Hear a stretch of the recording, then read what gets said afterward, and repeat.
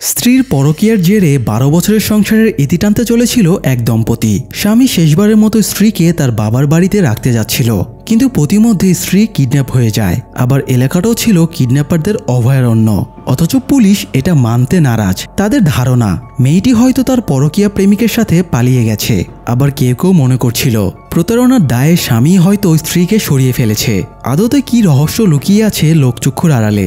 এটা কি আসলে কিডন্যাপিং নাকি গভীর কোনো চক্রান্ত? জানতে হলে আসুন শুনে আসি সম্প্রতি রিলিজ পাওয়া তামিল অ্যাকশন থ্রিলার সিনেমা ফিদা মর্চির এক্সপ্লেনেশন। জিনিসপত্র গুছিয়ে প্রাইভেট কারে চড়ে আজারবাইজানের বাকু থেকে যাত্রা শুরু করে অর্জুন এবং কায়াল দম্পতি। বলা চলে এটাই তাদের একসাথে লাস্ট ট্রিপ, কারণ শীঘ্রই তারা 12 বছরের দাম্পত্য জীবনের ইতি টানতে চলেছে। তাই শেষবারের মতো অর্জুন কায়ালকে তার বাবার বাড়িতে রেখে আসতে যাচ্ছে। কিন্তু তাদের সম্পর্কের শুরুটা একদম অন্যরকম ছিল। খুব উৎসাহ, আনন্দ, উদ্দীপনার মধ্য দিয়েই তাদের বিয়েটা হয়েছিল। কায়াল অর্জুনের কাছে সবসময় নিজেকে পারফেক্ট রাখার চেষ্টা করত। অথচ সেই কায়ালই একদিন দুম করে অর্জুনকে বলে সে ডিভোর্স চায়। কথাটা শুনে অর্জুনের বেশ ঝাটকা লাগে। সে কায়ালকে বোঝানোর চেষ্টা করে এভাবে একটা সম্পর্ককে নষ্ট করা যায় না, তাদের আরও চিন্তাভাবনা করে দেখা উচিত। কিন্তু কায়াল বলে এখন অনেক দেরি হয়ে গেছে, তার আর পেছনে ফিরে দেখা সম্ভব না। অর্জুন বুঝতে পারছিল না কায়াল কিসের দেরি হবার কথা বলছে। তখন কায়াল বলে কিছুদিন আগে আমি তোমাকে লাভ ইউ সুইটমস লিখে একটা মেসেজ দিয়েছিলাম। সেই মেসেজটা আসলে ভুল করে তোমার কাছে চলে গিয়েছিল। মেসেজটা আমি অন্য কাউকে পাঠাতে চেয়েছিলাম। এইটুকু শুনে অর্জুন বেশ শকড হয়ে যায়। সে নিজের কানকে বিশ্বাসই করতে পারছিল না যে কায়াল কোনো পরকীয়া সম্পর্কে জড়িয়ে আছে। আজ থেকে প্রায় 12.5 বছর আগে ছুটি কাটাতে গিয়ে কায়ালের সাথে অর্জুনের দেখা হয়েছিল। প্রথম পরিচয়ে একে অপরকে ভালো লেগে যায়, সেখানেই ফোন নম্বর বিনিময় হয়। এরপরে নিজেদের মধ্যে কথা চলাচলই শুরু হয়। একজন অপরজনকে খুশি রাখার চেষ্টা চালাতে থাকে। একদিন অর্জুন কায়ালকে তার জন্মদিন কবে জিজ্ঞেস করে, কিন্তু কায়াল তার জন্ম তারিখটা বলে না। এই জন্য অর্জুন প্রতিদিন কায়ালকে হ্যাপি বার্থডে মেসেজ পাঠাতে শুরু করে। এভাবে একটানা 6 মাস 5 দিন সে মেসেজ পাঠিয়ে যায়। ষষ্ঠ দিনে কায়াল অর্জুনকে বলে তার আর জন্মদিনের শুভেচ্ছা জানিয়ে মেসেজ পাঠানোর দরকার নেই। এটা শুনে অর্জুন বুঝতে পারে আজই কায়ালের জন্মদিন। তাই এই দিনেই একটা রেস্টুরেন্টে বসে অর্জুন ওয়েডিং রিং বের করে কায়ালের সামনে রাখে। তবে অর্জুন প্রপোজ করার আগেই কায়াল বলে তাদের পরিচয় মাত্র কয়েক মাসের, এত অল্প সময়ে কাউকে পুরোপুরি চেনা যায় না। তাছাড়া অর্জুনকে সে শুধুমাত্র বন্ধু হিসেবেই দেখে। এইটুকু শুনে অর্জুন কথা ঘোরানোর জন্য বলে এই আংটিটা আসলে সে তার কলিগ মায়াকে দেবার জন্য কিনেছে। এই বলে ঘটনা সামাল দিয়ে অর্জুন চলে যায়। তখন আবার কায়ালের বেশ অনুশোচনা হয়। সে অর্জুনকে ফোন দিয়ে জিজ্ঞেস করে সে মায়াকে আংটিটা দিয়ে দিয়েছে কিনা। আদতে অর্জুনের লাইফে তো মায়া নামের কেউ ছিলই না, তাই মায়াকে আংটি দেবার প্রশ্নই আসে না। তো অর্জুন বলে আংটিটা তার কাছেই আছে। তখন কায়াল বলে আংটিটা কিন্তু আমার আঙ্গুলও বেশ ভালো ফিটিং হবে। এটা শুনে অর্জুন বুঝে যায় রিলেশনে কায়ালেরও সম্মতি আছে। তাই সেদিনই রাত 2টোর সময়ে অর্জুন বিল্ডিং টপকে কায়ালের অ্যাপার্টমেন্টের বারান্দায় উঠে আসে এবং তাকে বিয়ের প্রপোজাল দেয়। এরপরেই তাদের ধুমধামের সাথেই বিয়ে হয়ে যায়। তাদের সাংসারিক বন্ডিংও বেশ ভালোই ছিল। হাসি খুশি ছোট সংসারে কোনো কিছুরই কমতি ছিল না। বিয়ের কয়েক বছর পরে কায়াল কনসেপ্ট করে, কিন্তু একদিন দুর্ভাগ্যবশত কায়াল পা পিছলে পড়ে যায় এবং গর্ভের বাচ্চাটা নষ্ট হয়ে যায়। ডাক্তার জানায় কায়াল আর কোনোদিনই মা হতে পারবে না।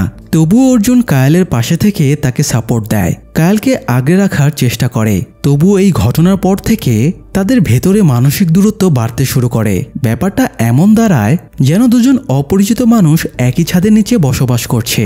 এভাবে একসময় কায়ালের নতুন একজন মানুষের সাথে পরিচয় হয়। তাকে পেয়ে কায়ালের রং জ্বলে যাওয়া দুনিয়াটা আবারও রঙিন হয়ে ওঠে। সেই পরিপ্রেক্ষিতেই নতুন জীবন শুরু করার জন্য কায়াল অর্জুনের কাছে ডিভোর্স চায়। প্রথমে অর্জুন, পরবর্তীতে কায়ালের বেস্ট ফ্রেন্ড অনুও তাকে অনেক বোঝায় যাতে সে এরকম ভুল সিদ্ধান্ত না নেয়। কিন্তু কায়াল তার সিদ্ধান্তে অটল ছিল। এই জন্য অর্জুনও তাকে ডিভোর্স দিতে রাজি হয়ে যায়। যতদিন না ডিভোর্সের কার্যক্রম শেষ হচ্ছে ততদিন কায়াল তার বাবার বাড়িতে থাকতে চাইছিল। অর্জুনও এতে রাজি হয়ে যায়। তবে সে কায়ালকে অনুরোধ করে বলে তোমার বাবার বাড়ি এখান থেকে প্রায় 9 ঘন্টার রাস্তা, আমি নিজেই তোমাকে সেখানে পৌঁছে দিতে চাই। এতে লাইফের শেষবারের মতো আমরা লং ড্রাইভ এনজয় করতে পারবো। কায়াল প্রথমে একটু ইতস্তত করলেও অর্জুনের শেষ ইচ্ছে হিসেবে কথাটা মেনে নেয়। তো এই জন্যই আর কি এখন অর্জুন কায়ালকে তার বাবার বাড়িতে রাখার জন্য যাচ্ছিল। যাই হোক, যাবার পথে কায়াল তেমন কোনো কথা বলছিল না। অর্জুন কায়ালের সাথে কথা বলার সুযোগ খুঁজছিল, কিন্তু কায়াল যথাসম্ভব অর্জুনকে ইগনোর করার চেষ্টা করছিল। হয় সে ফোনে কারোর সাথে গল্প করছিল, না হয় ঘুমের ভান করছিল। তবুও নীরবতা ভেঙে অর্জুন বলে, তোমার পরকীয়ার কথা গোপন রাখা উচিত ছিল, তবুও তুমি আমার কাছে কথাটা স্বীকার করেছ। এই জন্য অনেক সাহস এবং সততার প্রয়োজন। তোমার এই সততাকে আমি সম্মান করি। কায়াল কোনো উত্তর না দিয়ে শুধুমাত্র মাথা নাড়ায়। এই সময় একটা অপ্রত্যাশিত ঘটনা ঘটে যায়। একটা গাড়ি হঠাৎ অনুচিতভাবে অর্জুনের গাড়ির সামনে চলে আসে। অর্জুন প্রায় অ্যাক্সিডেন্ট করতে করতে কোনো রকমে গাড়িটা সামলে নেয় এবং দুর্ঘটনা থেকে বেঁচে যায়। কিন্তু অপর গাড়িতে থাকা লোকদের মধ্যে কোনো অনুশোচনা দেখা যায় না। উপরন্তু একজন তাদেরকে ইশারায় বাজে অঙ্গভঙ্গি দেখিয়ে চলে যায়। এরা সবাই ইয়াং ছিল, আচরণও বখাটেদের মতো ছিল, তাই অর্জুনও তাদেরকে আর আটকায় না। নিজেদের সামনে নিয়ে অর্জুন এবার একটা ফুয়েল স্টেশনে এসে গাড়ি থামায়। অর্জুন গাড়িতে ফুয়েল লোড দিচ্ছিল। তখন কায়াল পাশের একটা সুপার শপে যায়। সুপার শপে গিয়ে কায়ালের রাক্ষিত এবং দীপিকা দম্পতির সাথে পরিচয় হয়। দীপিকাও কায়ালের স্বদেশী ছিল। তাদের দুজনেরই দেশের বাড়ি তামিলনাড়ুতে। আর বিদেশের স্বদেশী কাউকে পেয়ে যাওয়া মানে ঈদের চাঁদ দেখার মতোই আনন্দদায়ক। তাই অল্প সময়ের ভেতরই কায়াল আর দীপিকার মধ্যে অনেক কথা হয়ে যায়। দীপিকা জানায় তার বাবা একজন এনজিও কর্মী ছিল, তাই 9 বছর বয়সী সে বাবার সাথে ভিয়েতনামে শিফট করে। এরপরে বেশ কয়েকটা দেশ ঘুরে আজারবাইজানে এসে সেটেল হয়েছে। কর্মজীবনে দীপিকা জেদ্দাতে আর্কিটেক্ট হিসেবে কাজ করত, আর রাক্ষিত মর্গান স্ট্যানলিতে ম্যানেজার পোস্টে চাকরি করত। কিন্তু তারা দুজনেই চাকরি ছেড়ে দিয়ে একটা ট্রাক কিনে দুবাইতে লজিস্টিক বিজনেস শুরু করে। এখন তাদের বেশ উন্নতি হয়েছে এবং ট্রাকের সংখ্যাও 3টে হয়ে গেছে। তারা স্বামী স্ত্রী দুজনেই ব্যবসার 50-50 পার্টনার। দুজনেই কাজের প্রতি সমান এফোর্ট দেয় বলা চলে। এই জন্যই দুজনের ম্যারেজ লাইফ এখনও সুন্দরভাবে টিকে আছে। যাই হোক, এদিকে অর্জুন ফুয়েল লোড করা শেষ করে গাড়ির ইঞ্জিনে মোবিল ঢালছিল। তখন সেখানে রাস্তার ওই বখাটেগুলো আবার চলে আসে। বয়সে ওরা সবাই বেশ ইয়াং ছিল। মাইকেল নামের একজন অর্জুনের কাছে এগিয়ে আসে এবং অর্জুনের লেটেস্ট মডেলের গাড়িটার বেশ প্রশংসা করে। সেই সাথে সতর্ক করে দিয়ে বলে, গাড়িতে একটা সিবি রেডিও থাকা উচিত ছিল, কারণ এই এলাকায় মোবাইল নেটওয়ার্ক পাওয়া যায় না। এই জন্য বিপদে পড়লে সবার আগে সিবি রেডিওর প্রয়োজন হয়। এই মাইকেলই রাস্তায় অর্জুনকে বাজে অঙ্গভঙ্গি দেখিয়েছিল, তাই অর্জুন তাকে এড়িয়ে যাবার চেষ্টা করছিল। অথচ মাইকেল যেচে এসে অর্জুনের সাথে ঝামেলা বাঁধাতে চাইছিল। ব্যাপারটা বুঝতে পেরে অর্জুন তার সাথে সমঝোতা করে নেয় এবং বলে, রাস্তায় যেটা হয়েছিল সেটা অনাকাঙ্ক্ষিত, সেখানে দুজনেরই ভুল ছিল। তবু অর্জুন ক্ষমা চেয়ে সেখান থেকে কেটে পড়ার চেষ্টা করে, কারণ সে কোনো ঝামেলা চায় না। একটু পরে কায়াল বেরিয়ে আসলে অর্জুন তাকে গাড়িতে তুলে নিয়ে সেখান থেকে বেরিয়ে পড়ে। কিছুক্ষণ যাবার পরে কায়ালের হঠাৎ পেটের ভেতরে গুড়মুড় শুরু হয়। হয়তো তার ফুড পয়জনিং হয়েছিল, এই জন্য সে বেশ অস্বস্তি বোধ করছিল। এরই মধ্যে আবার তাদের গাড়ির ইঞ্জিন অফ হয়ে যায়।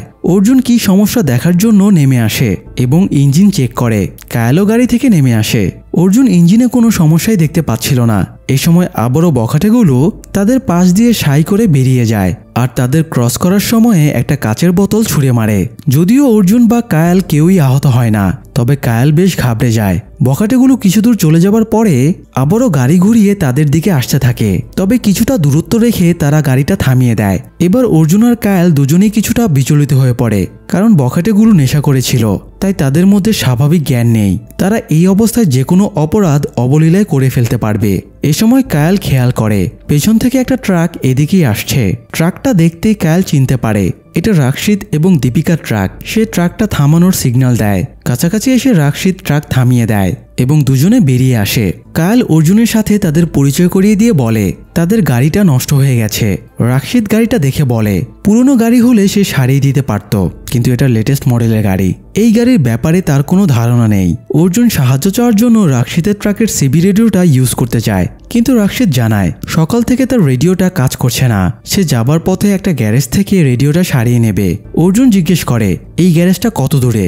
রাক্ষিত জানায় এটা প্রায় 96 কিলোমিটার দূরে।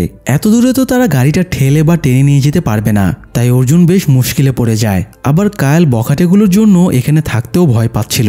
সে বখাটেগুলোর দিকে রাক্ষিত এবং দীপিকার দৃষ্টি আকর্ষণ করে। এই সময় বখাটেরা কি মনে করে সেখান থেকে আবারও গাড়ি ঘুরিয়ে চলে যায়। এতে তারা বেশ স্বস্তি পায়, কিন্তু কায়ালের পেটের ব্যথা বেড়েই যাচ্ছিল। তাই দীপিকা এবং রাক্ষিত বলে কিছুটা এগিয়ে গেলে জাব্বার নামের একটা ক্যাফে পাওয়া যাবে। কায়াল চাইলে তাদের সাথে যেতে পারে। তারা কায়ালকে ক্যাফেতে ড্রপ করে দেবে। সেখানে গিয়ে কায়াল ওয়াশরুমে গিয়ে ফ্রেশ হতে পারবে। আবার ক্যাফেতে থাকা ল্যান্ডলাইন থেকে মেকানিককে ফোন করে ডেকেও আনতে পারবে। এই বুদ্ধিটা তাদের ভালো লাগে। অর্জুনও তাদের সাথে যেতে চাইছিল। এছাড়া অর্জুনের গাড়িতে কিছু লাগেজ এবং জিনিসপত্র ছিল। এগুলো তো আর বেহাল গাড়িতে ফেলে রেখে যাওয়া যায় না, এই জন্য সেগুলো অর্জুন সাথে নিতে চায়। কিন্তু রাশিদ বলে তার ট্রাক ফুল লোডেড, সেখানে লাগেজ রাখার জায়গা নেই। এই জন্য অর্জুন বাধ্য হয়ে তাদের সাথে না গিয়ে গাড়ির কাছেই অপেক্ষা করতে থাকে। আর কায়েল ওদের সাথে ট্রাকে উঠে চলে যায়। বেশ কিছুক্ষণ একা একা অপেক্ষা করার পরে অর্জুন বেশ বিরক্ত হয়ে যায়, তাই সে আবারও গাড়ির ইঞ্জিনটা চেক করতে থাকে। তখন সে হঠাৎ নোটিশ করে ইঞ্জিনের একটা প্লাগ খোলা। সে প্লাগটা লাগিয়ে দিতেই গাড়িটা স্বাভাবিকভাবেই স্টার্ট নিয়ে নেয়। তাই অর্জুন এবার গাড়ি নিয়ে সোজা জাব্বার ক্যাফেতে চলে যায়। এরপরে ভেতরে ঢুকে কায়েলের বর্ণনা দিয়ে বারটেন্ডারকে জিজ্ঞেস করে তার স্ত্রী কোথায় বসেছে। বারটেন্ডার ইংরেজি বুঝতো না, সেখানে একটা ছেলে ড্রিঙ্ক করতে এসেছিল। সে কিছুটা ইংরেজি বুঝতো, তাই সে লোকাল ভাষায় বারটেন্ডারকে কথাটা বুঝিয়ে বলে। কিন্তু বারটেন্ডার জানায় এরকম কেউ তার ক্যাফেতে আসেনি। এটা শুনে অর্জুন মোবাইল থেকে কায়েলের একটা ফটো বের করে দেখায়। এবারও বারটেন্ডার বলে কায়েল এখানে আসেনি। সে ক্যাফেতে আসা কাস্টমারদেরকেও কায়েলের কথা জিজ্ঞেস করে, কিন্তু সবাই একই উত্তর দেয়, কায়েলকে তারা দেখেনি। অর্জুন হতাশ হয়ে বাইরে বেরিয়ে যায় এবং খেয়াল করে একটা সিসি ক্যামেরা লাগানো আছে। তাই সে আবারও ক্যাফেতে ঢুকে সিসি ক্যামেরার ফুটেজের ব্যাপারে জিজ্ঞেস করে, কিন্তু বারটেন্ডার জানায় 2 মাস ধরে ক্যামেরাটা নষ্ট হয়ে আছে। অর্জুন আবারও হতাশ হয়। অর্জুন জানতে পারে পরবর্তী শহর এখান থেকে 40 কিলোমিটার দূরে। অর্জুন কায়েলকে সেখানে গিয়ে খোঁজার সিদ্ধান্ত নেয়, তবে যাবার আগে তাদের অনুরোধ করে বলে যদি তার স্ত্রী এখানে আসে তবে যেন সে তার জন্য অপেক্ষা করে। এই বলে অর্জুন বেরিয়ে যায়। বেশ কিছুটা যাবার পরে সে রাশিদের ট্রাকটা দেখতে পায়। সে দ্রুত ট্রাকের পেছনে গিয়ে ট্রাকটা থামানোর সিগন্যাল দেয়, কিন্তু রাশিদ ট্রাক থামায় না। তাই অর্জুন এবার ট্রাকের পাশে চলে আসে এবং রাশিদকে নাম ধরে ডেকে ট্রাকটা থামাতে বলে। এবারও রাশিদ ট্রাক থামায় না, উল্টো সে এমন ভান ধরে যেন সে অর্জুনকে চেনেই না।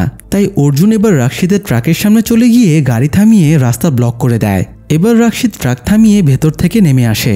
অর্জুন রাশিদকে জিজ্ঞেস করে কায়েল কোথায়, কিন্তু রাশিদ বলে রাশিদ কায়েল এরা কারা, এদেরকে আমি চিনি না। অর্জুন এবার বেশ ক্ষেপে যায় আর বলে রাস্তায় তাদের দেখা হয়েছিল, রাশিদের সাথে তার স্ত্রী দীপিকাও ছিল। এবার রাশিদ সব অস্বীকার করে বলে সে দীপিকা নামেরও কাউকে চেনে না। অর্জুনের ধৈর্যের বাঁধ ভেঙে যাচ্ছিল। এ সময় হঠাৎ ট্রাকের রেডিওটা বেজে ওঠে। এটা দেখে অর্জুন আরো রেগে যায় এবং বলে তখন না বললা তোমার রেডিও নষ্ট, তাহলে এখন এটা কাজ করছে কিভাবে? তখনই আবার একটা পুলিশের জিপ আসতে দেখে অর্জুন জিপটা থামায় এবং অফিসারকে ডেকে এনে পুরো ঘটনা খুলে বলে।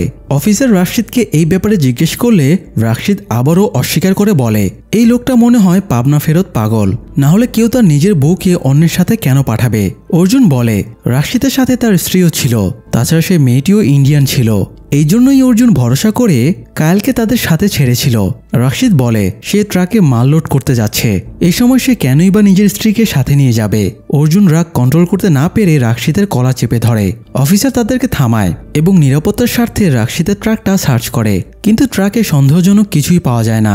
এমনকি ট্রাকের কন্টেনারটাও সম্পূর্ণ ফাঁকা ছিল। অথচ তখন রাস্তায় সে বলেছিল তার ট্রাক ফুল লোডেড। অফিসার এবার দুজনের আইডি দেখতে চায়। অর্জুনের আইডি তো ঠিকই ছিল, কিন্তু রাশিদের আইডি এবং রোড পারমিট অনুযায়ী তার নাম রাশিদ না, বরং ধীরাজ। অর্জুন এবার আবারও খেপে গিয়ে রাশিদকে আঘাত করতে যায়, তবে অফিসার তাকে থামিয়ে দেয়। রাশিদ অফিসারকে বলে সে খোদা ব্রিজে মালামাল ডেলিভারি নিতে যাবে, দেরি করলে তার কন্ট্রাক্ট বাতিল হয়ে যাবে, তাই তাকে এখনই রওনা দিতে হবে। তবে পরবর্তীতে যদি তাকে প্রয়োজন হয় তবে সে থানায় এসে দেখা করবে। এবার আর অফিসারের তার উপরে কোনো সন্দেহ থাকে না, এই জন্য অফিসার তাকে যেতে দেয়। অর্জুনের বিরোধিতা করলে অফিসার বলে তার আইডি রোড পারমিট একদম লিগ্যাল, তাকে আটকে রাখা সম্ভব না। অফিসার অর্জুনকে পরামর্শ দেয় 31 কিলোমিটার গেলে শেকি নামের শহর পাওয়া যাবে, সেখানে একটা থানা আছে। থানায় এই অফিসার বা শেরিফের ডেপুটি হলো মাজিদ। সে অর্জুনকে থানায় গিয়ে মাজিদের সাথে দেখা করতে বলে। মাজিদ তাকে যথাসম্ভব কায়েলকে খুঁজতে সাহায্য করবে। তো অর্জুন এবার থানায় গিয়ে মাজিদের সাথে দেখা করে। মাজিদকে সে কায়েলের ফটো দেখিয়ে পুরো ঘটনা খুলে বলে। অর্জুন আজারবাইজানের লোকাল ভাষা বুঝতো না, এই জন্য মাজিদ ভয়েস ট্রান্সলেটর দিয়ে অর্জুনের সাথে কনভারসেশন চালায়। মাজিদ বলে আজারবাইজানের ক্রাইম রেট খুবই কম, এখানে কিডন্যাপিং এর মতো ঘটনা তেমন ঘটে না বললেই চলে, তাই 24 ঘন্টার আগে কোনো মিসিং কেস ফাইল করা হয় না। তবে সে অর্জুনের কেসটা স্পেশালি দেখবে, এই জন্য অর্জুনকে তাদের সম্পর্কের ব্যাপারে বিস্তারিত ডিটেলস দিতে বলে। মাজিদ যখন জানতে পারে তাদের ডিভোর্স হতে যাচ্ছে এবং কায়েলের আরেকজনের সাথে রিলেশন আছে, তখন মাজিদ বলে তাহলে হয়তো কায়েল তার বয়ফ্রেন্ডের সাথেই পালিয়ে গেছে। এখানে কোনো কিডন্যাপিংয়ের ঘটনাই ঘটেনি। কিন্তু অর্জুন জোর দিয়ে বলে কায়েল এরকম করবে না। রাশিদ এবং দীপিকা দম্পতি কায়েলকে কিডন্যাপ করেছে, তো মাজিদ তাকে যথাসম্ভব সাহায্য করার প্রতিশ্রুতি দেয়। এবার অর্জুন আবারও জাব্বার ক্যাফেতে ফিরে আসে এবং বারটেন্ডারকে জিজ্ঞেস করে সে যাওয়ার পরে কায়েল এখানে এসেছিল কিনা। বারটেন্ডার এবারও জানায় কায়েল এখানে আসেনি। অর্জুনের বারবার এসে জিজ্ঞাসা করায় বারটেন্ডার বেশ বিরক্ত হয়ে যায়। এ সময় ক্যাফেতে আসা এক বৃদ্ধ লোক অর্জুনকে মহিলা ওয়াশরুমে গিয়ে খুঁজতে বলে। আতঙ্কে থাকা অর্জুন কিছু না ভেবেই মহিলা ওয়াশরুমে গিয়ে কায়েলকে ডাকতে শুরু করে। তখন অন্য একজন মহিলা বেরিয়ে আসে। এতে ক্যাফেতে থাকা সবাই হাসতে শুরু করে এবং অর্জুনকে তাচ্ছিল্য করতে থাকে। অর্জুন ভালো করে পর্যবেক্ষণ করে বুঝতে পারে এখানে যারা এসেছে তারা কেউ স্বাভাবিক মানুষ না, সবার চেহারায় ক্রিমিনাল ছাপ আছে। এ সময় অর্জুনের খেয়াল হয় বারটেন্ডার সবার অর্ডারের স্লিপ কেটে রাখছে। এটা দেখে সে জোর করে অর্ডার স্লিপগুলো দেখতে শুরু করে, এগুলোর মধ্যে কোনোটায় কায়েলের নাম আছে কিনা। তার এসব পাগলামি দেখে বারটেন্ডার খুব রেগে যায় এবং বন্দুক বের করে অর্জুনকে ক্যাফে থেকে তাড়িয়ে দেয়। অর্জুন সম্পূর্ণ হতাশ হয়ে বাইরে বেরিয়ে আসে। অর্জুন বাইরের ল্যান্ডলাইন থেকে থানায় ফোন করতে যাচ্ছিল, তখন পাশেই গাড়ির কাছে একটা ছেলে বসেছিল। সে অর্জুনকে জিজ্ঞেস করে তোমার বউ হারিয়ে গেছে। কথাটা শুনে অর্জুন চমকে ওঠে এবং ছেলেটাকে জিজ্ঞেস করে সে এটা কিভাবে জানলো। ছেলেটা কায়েলের ড্রেসের সম্পূর্ণ বিবরণ দেয়, যা কায়েলের সাথে হুবহু মিলে যায়। ছেলেটা শারীরিক ও মানসিকভাবে প্রতিবন্ধী ছিল, তাই অর্জুন বুঝতে পারছিল না তাকে বিশ্বাস করা উচিত কিনা। তবে ছেলেটা খুব কনফিডেন্সের সাথে বলে একটা সাদা ট্রাক এসে থামে। এরপরে কায়েলকে আরেকটা ট্রাকে তুলে নিয়ে যায়। কায়েলকে যারা নিয়ে গেছে ওরা খুব খারাপ লোক। কথাটা শুনে অর্জুনের মনটা হাহাকার হয়ে ওঠে। ছেলেটা বলে তাকে সবাই পাগল ভাবে, কিন্তু সে পাগল না, সে সবকিছু দেখে এবং বোঝে। ছেলেটা আরও জানায় কায়েলকে ওরা রুট 7-এর দিকে নিয়ে গেছে। অর্জুন ছেলেটাকে সাক্ষী হিসেবে থানায় নিয়ে যেতে চায়, কিন্তু ছেলেটা আটকে উঠে বলে এসব আসলে পুলিশেরই প্ল্যান, পুলিশই ক্রিমিনালদের দিয়ে এই কাজ করাচ্ছে। এখানে যত মেয়ে আসে সবাইকে এভাবে কিডন্যাপ করানো হয়। অর্জুন এবার আর এক মুহূর্ত দেরি না করে রুট 7-এর দিকে গাড়ি ছুটিয়ে দেয়। এক পর্যায়ে গাড়ির পথ বন্ধ হয়ে গেলে সে গাড়ি রেখে হাঁটা ধরে। কিছু দূর গিয়ে সিগারেটের শলাকা এবং বিয়ারের ক্যান পড়ে থাকতে দেখে তার সন্দেহ হয় কায়েলকে সত্যি এদিকে আনা হয়েছে। আরো কিছুটা এগিয়ে সে কয়েকটা পরিত্যক্ত গাড়ি দেখতে পায়। সে গাড়ি চেক করছিল, তখন মাইকেল পেছন থেকে অর্জুনকে আঘাত করে এবং তার দলবল নিয়ে অর্জুনকে মারতে শুরু করে। এ সময় অর্জুন ক্যাফের সামনে থাকা প্রতিবন্ধী ছেলেটাকেও মাইকেলের সাথে দেখতে পায়। আদতে ছেলেটা প্রতিবন্ধী না, বরং সে ভুল পথ দেখিয়ে অর্জুনকে এখানে নিয়ে এসেছে। মাইকেল জানায় সেই ফুয়েল স্টেশনে অর্জুনের গাড়ির ইঞ্জিনের প্লাগ খুলে দিয়েছিল। মাইকেলরা অর্জুনকে মেরে আরেক জায়গায় নিয়ে গিয়ে রাশিদ এবং দীপিকার হাতে তুলে দেয়। রাশিদ অর্জুনকে আরও কয়েকবার মারধর করে। তখন গাড়ির ভেতর থেকে দীপিকা বেরিয়ে এসে অর্জুনকে প্রাণে মেরে ফেলতে বলে। অর্জুন অসহায় দৃষ্টিতে দীপিকাকে জিজ্ঞেস করে তুমি এরকম কেন করলে? আমি এবং কায়েল দুজনেই তোমাকে ভরসা করেছিলাম, অথচ তুমি আমাদের সাথে এরকম করলে। দীপিকা এগিয়ে এসে হাসতে হাসতে বলে তারা এসব কায়েলের নির্দেশই করেছে। অর্জুনকে ফাঁসানোর পুরো প্ল্যান কায়েলেরই ছিল। অর্জুনের খেয়াল হয় বাড়ি থেকে বের হবার সময় থেকেই কায়েল বিভিন্ন সময়ে বিভিন্ন অজুহাতে কারোর সাথে ফোনে কথা বলছিল। তার মনে হয় কায়েল হয়তো এদের সাথেই যোগাযোগ করছিল। এটা ভেবে অর্জুনের মনটা খুব খারাপ হয়ে যায়। তো রাশিদ এবার অর্জুনের উপরে গুলি চালায়, তবে সে ইচ্ছে করেই টার্গেট মিস করে। ফলে গুলিটা অর্জুনের মাথার পাশ ঘেঁষে পেছনের গাড়িতে গিয়ে বিঁধে। রাশিদ অর্জুনকে জিজ্ঞেস করে কি এমন সমস্যা ছিল তাদের মধ্যে যার কারণে নিজের স্ত্রী তাকে খুন করতে চাইছে। দীপিকাও আরেকটু উস্কে দিয়ে বলে কায়েলের বয়ফ্রেন্ড অনেক ইয়াং, এছাড়া তার টাকা পয়সাও অনেক বেশি। এই জন্য কায়েলের বয়ফ্রেন্ড অর্জুনকে কায়েলের জীবন থেকে সরিয়ে দিতে তাদেরকে টাকা দিয়ে হায়ার করেছে, যাতে তারা অর্জুনকে খুন করে ফেলে। কিন্তু অর্জুন এখনও বিশ্বাস করতে পারছিল না কায়েল তাকে খুনের প্ল্যান করতে পারে। এখনও অর্জুনের কায়েলের প্রতি এতটা বিশ্বাস আছে দেখে দীপিকা বেশ অবাক হয়। সে অর্জুনের মনটা বিষিয়ে দিয়ে বলে তোমার স্ত্রী তোমার সাথে এতটা বেইমানি করলো, অথচ এখনও তুমি ওর জন্য ভাবছো। তোমাকে মারার জন্য কায়েলের বয়ফ্রেন্ড আমাদের অনেক টাকা দিয়েছে। এখন তুমি যদি আমাদেরকে সেই তুলনায় ডাবল টাকা দাও তাহলে আমরা ওদের দুজনকে মেরে ফেলবো। এরকম একজন মহিলার বেঁচে থাকার কোনো অধিকার নেই। এভাবে ডিল করতে দেখে অর্জুন বেশ অবাক হয় এবং দীপিকাকে জিজ্ঞেস করে তোমরা আসলে কারা? দীপিকা জানায় প্রায় বছর দশক আগে সে তার রুমমেটকে খুন করে ফেলেছিল। আসলে তার অ্যান্টিসোশ্যাল ডিসঅর্ডার রোগ ছিল। সে সহজেই যে কাউকে ম্যানিপুলেট করে ফেলতে পারত। সে তার রুমমেটকে এমনভাবে ম্যানিপুলেট করেছিল যে তার রুমমেট নিজেই নিজের গলা কেটে আত্মহত্যা করেছিল। এরপরে দীপিকাকে গ্রেপ্তার করা হয়। জিজ্ঞাসাবাদে দীপিকা বলেছিল তার বোর লাগছিল, এই জন্য মজার ছলে সে এই কাজটা করেছে। খুনের পরেও তার ভেতরে কোনো অনুশোচনা, কোনো উদ্বেগ কিছুই ছিল না। কোর্ট বুঝতে পারে বাইরের দুনিয়ার জন্য দীপিকা ডেঞ্জারাস থ্রেট হতে পারে, এই জন্য খুনের অপরাধে তাকে ফাঁসি দেওয়া হয়। আর ফাঁসি না হওয়া পর্যন্ত তাকে তিবিলিসি মেন্টাল হেলথ ইনস্টিটিউটে রাখার নির্দেশ দেয়। মেন্টাল অ্যাসাইলামে থাকাকালীন দীপিকা অনেকবার তাকে বের করে নিয়ে যাবার জন্য বাবা মাকে চিঠি লেখে, কিন্তু তারা কোনো পদক্ষেপ নেয় না। আসলে তাদের কিছু করারও ছিল না। তাই একদিন দীপিকা নিজেই বের হবার চেষ্টা করে, তবে ওয়ার্ড বয়রা তাকে আটকে দেয়। এ সময় সেখানে রাশিদ তাকে সাহায্য করতে চলে আসে। রাশিদ তো দাগি আসামি ছিল, তাই তাকে ওখানে বন্দি করে রাখা হয়েছিল। রাশিদ একাই 3 জন ওয়ার্ড বয়কে মেরে ধরাশয়ী করে ফেলে এবং দীপিকার কাছে গিয়ে তার ভালো লাগার কথা বলে। ওয়ার্ড বয়রা ইমার্জেন্সি সাইরেন বাজিয়ে দিয়েছিল, তাই আরও কয়েকজন ওয়ার্ড বয় এসে রাশিদকে আটকে দেয়। সেলে যাবার আগে রাশিদ দীপিকাকে বলে যায়, চিন্তা করো না, আমি তোমাকে প্রোটেক্ট করব। কেউ একজন দীপিকার জন্য ভাবছে। এটা দীপিকার খুব ভালো লাগে। সেও রাশিদের প্রতি দুর্বল হয়ে যায়। এর কিছুদিনের ভেতরেই দুজনে মেন্টাল অ্যাসাইলাম থেকে পালিয়ে যায়। আর প্রথমেই দীপিকা বাড়ি গিয়ে নিজের বাবা মাকে হত্যা করে, কারণ ওনারা দীপিকার কোনো চিঠির রেসপন্স করেনি। এরপর থেকে দীপিকা আর রাশিদ কন্ট্রাক্ট কিলার হিসেবে কর্মজীবন শুরু করে। যাই হোক, নিজেদের পরিচয় পর্ব শেষ করে দীপিকা এবং রাশিদ বলে অর্জুনের সামনে দুটো চয়েস আছে, হয় সে টাকা দিয়ে নিজেকে এবং স্ত্রীকে বাঁচিয়ে নেবে, অথবা তারা অর্জুনকে মেরে ফেলবে।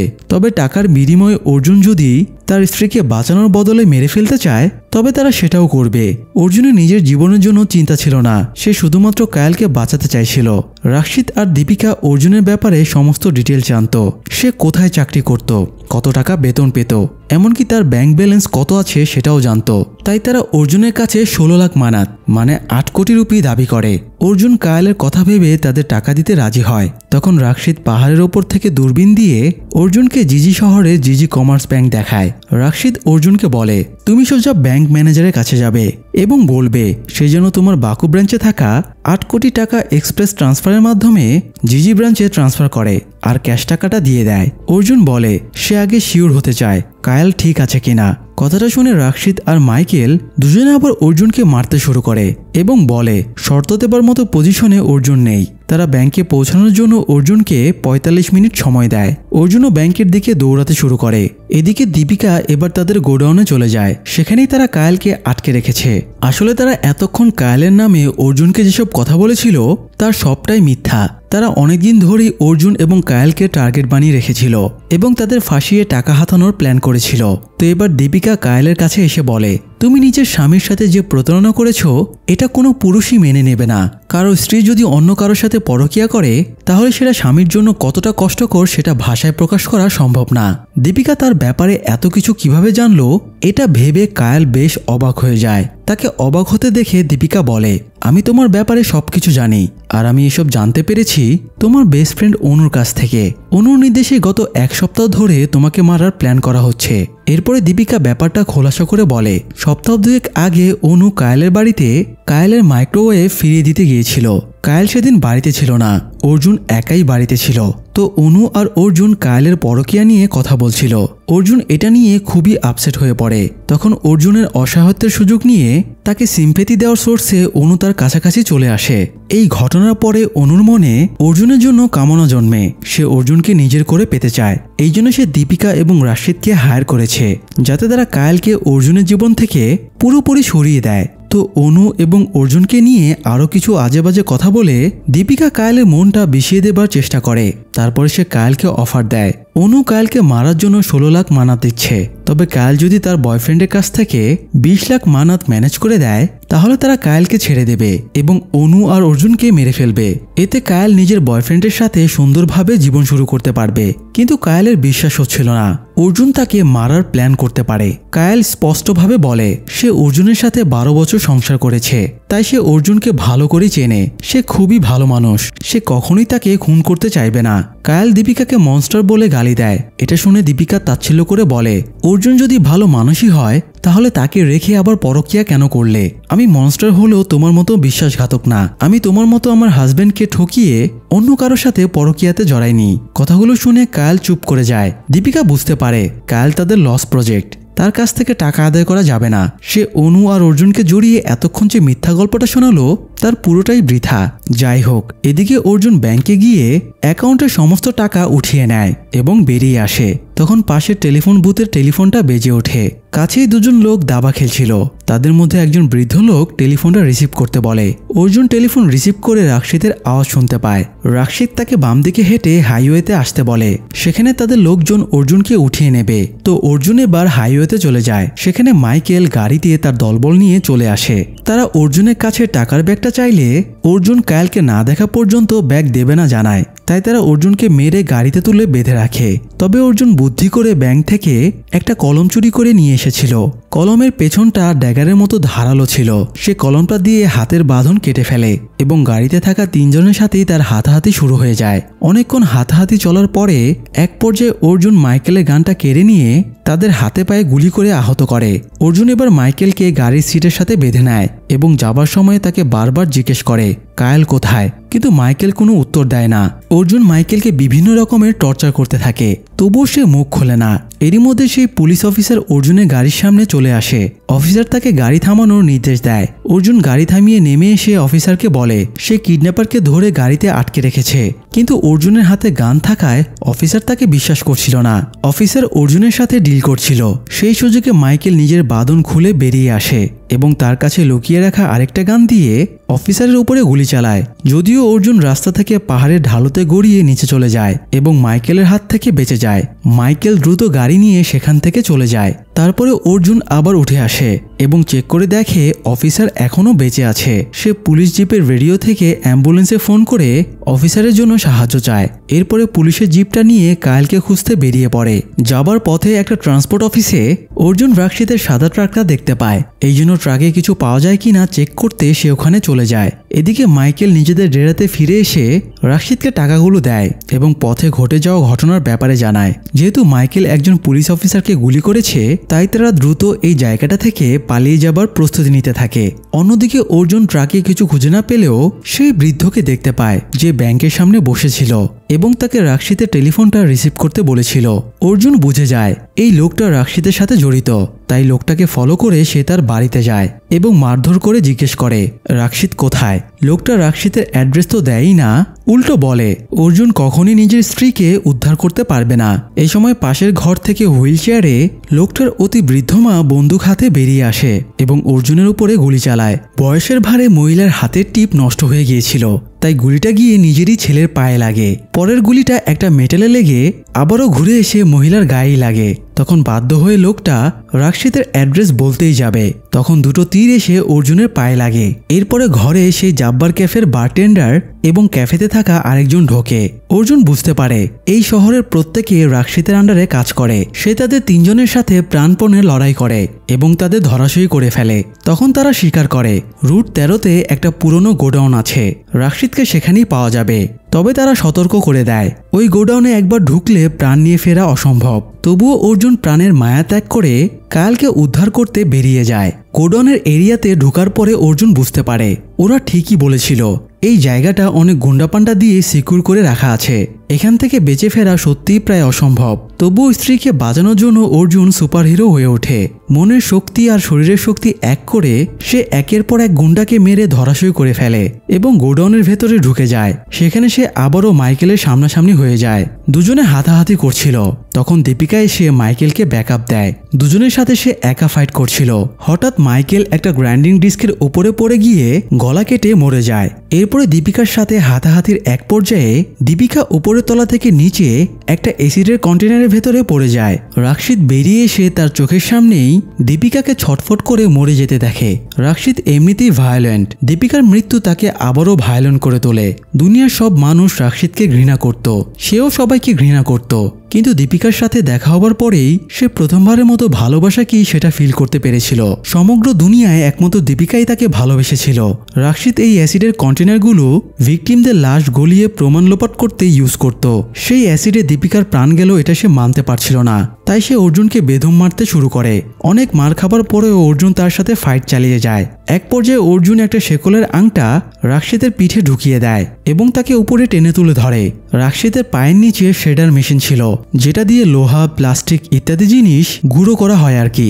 যাই হোক, অর্জুন রাক্ষিতকে জিজ্ঞেস করে কায়েল কোথায়। কিন্তু মৃত্যুর দ্বারপ্রান্তে থেকেও রাশিদ কায়ালের লোকেশন বলে না। সে নিজেই শেডার মেশিনের ভেতরে পা ঢুকিয়ে দেয় আর কয়েক মুহূর্তের ভেতরেই মেশিনের চাপে তার শরীর বিভৎসভাবে ছিন্নভিন্ন হয়ে যায়। প্রমাণ নষ্ট করার জন্য রাশিদ এই মেশিন ইউজ করত, অথচ তার জীবননাশও এই মেশিনেই হলো।